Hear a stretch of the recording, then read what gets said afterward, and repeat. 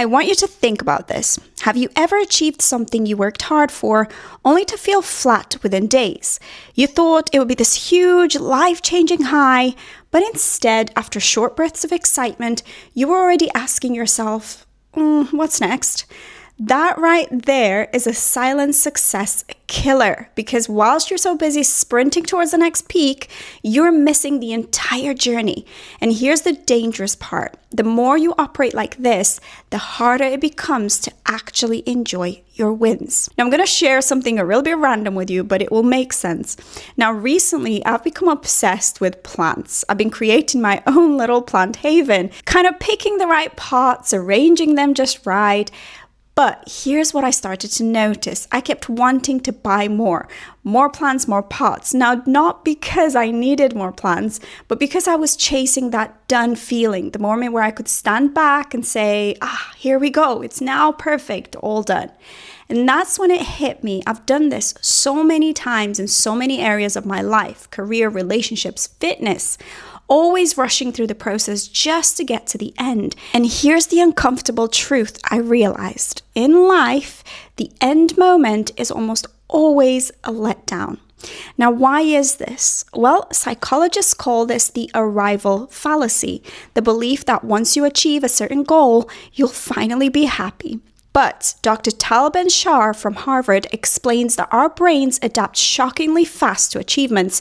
That burst of happiness you think will last forever, it fades in days and sometimes even hours. Now, here's the real trap, and we're only scratching the surface at this point. Dopamine, your motivation chemical, spikes during the pursuit, not after the win. And if you don't learn to get dopamine from the pursuit itself, you'll forever be running towards a high that disappears as soon as you touch it. So let's talk about step 1 to breaking this. Break the arrival fallacy before it breaks you. So exercise number 1, take one goal you've been obsessing over and write down exactly what you think your life will feel like once you've achieved this goal. Now be specific, describe the feelings, the routines, the sense of self you expect to have. Then ask yourself this, which parts of this feeling could I create right now without the goal? Could you bring in a sense of security by simplifying your finances right now, let's say? Could you bring in more joy by scheduling a small daily ritual that you enjoy? Now, this isn't about pretending you've already arrived. It's about creating micro experiences in the now so you're not holding your happiness hostage to a finish line. Imagine this. Someone works for years towards owning their own design studio. They finally get there, and within 6 months, they're miserable. The thing they actually craved was creative freedom and flexible time, but the studio ownership brought more stress, client demands, and admin that they never really planned for. Now, once they figured that out, they can redesign their business to be leaner and more selective, and that's when they will feel fulfilled. The studio wasn't then the real goal, the feeling it promised was. Now that's the dangerous truth we're talking about. Most people are chasing the symbol of what they want, not the actual feeling or the substance of it. Let's talk about another exercise. Think of 3 goals you've set in the past that didn't feel as good as you thought once you achieved them. Now write down what you were really hoping to feel when you set them. Now patterns will start to emerge, and those patterns will tell you your true motivators. Now, let's talk about step 2, retraining your brain to love the process. Because here's what happens. If you've trained your brain to only reward the big win, you've wired yourself into burnout territory. You'll work hard, push through, maybe even succeed, but it will feel hollow unless there is a constant stream of new big wins coming. Now, neuroscience shows us this clearly. Dr. Andrew Huberman from Stanford explains that high performance link dopamine to the actions themselves, not just the outcomes. When they do this, they don't rely on willpower to keep going. The work itself becomes rewarding. So let's get on to exercise number 2. Let's set process and progress checkpoints. Now, instead of only celebrating when you reach the big goal, we're going to celebrate milestones along the way. If you're training for a marathon, celebrate every new longest run. If you're building a business, celebrate each new skill that you've mastered. Write down 3 ways you could mark these checkpoints in a way that feels genuinely rewarding to you. Maybe a special meal, a day off, or even just a quiet moment to acknowledge your progress. And here's a little twist. We can add reverse milestones. Now this, it's rewarding yourself for sticking to the process even when you don't feel like it.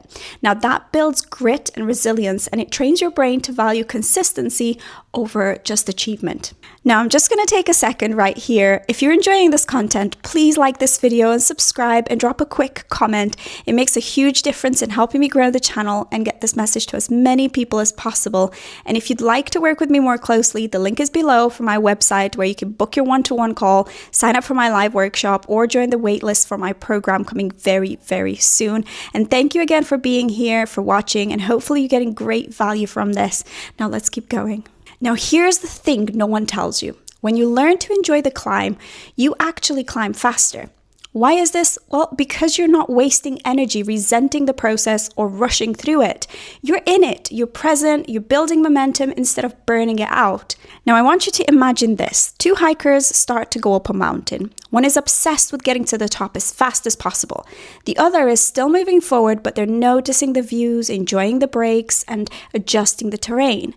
Now who's more likely to make it without injury, exhaustion, or quitting halfway? The second hiker. That's how success works too. Now, we're going to move on to step 3, anchor joy to the climb itself. So, choose one thing you're working on right now. Write down 5 elements of the process you could savor this week. If you're learning a skill, maybe it's the moment that something just clicks for you.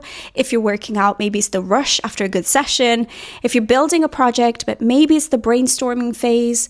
The goal is to start seeing the process as a source of joy, not just a means to an end.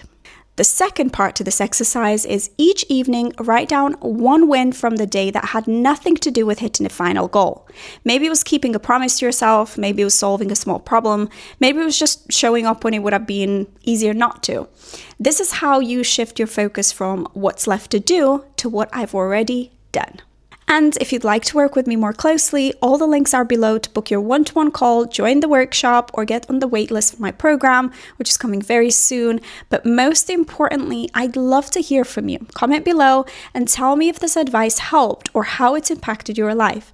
And if you liked this, watch the next video. It's actually going to be out in a couple of days. This is It's Not What You Think You're Chasing, where we go deeper into uncovering the real reason behind your goals. And once again, thank you for watching. Thank you for listening, and I cannot wait to see you all in the next one. Bye for now.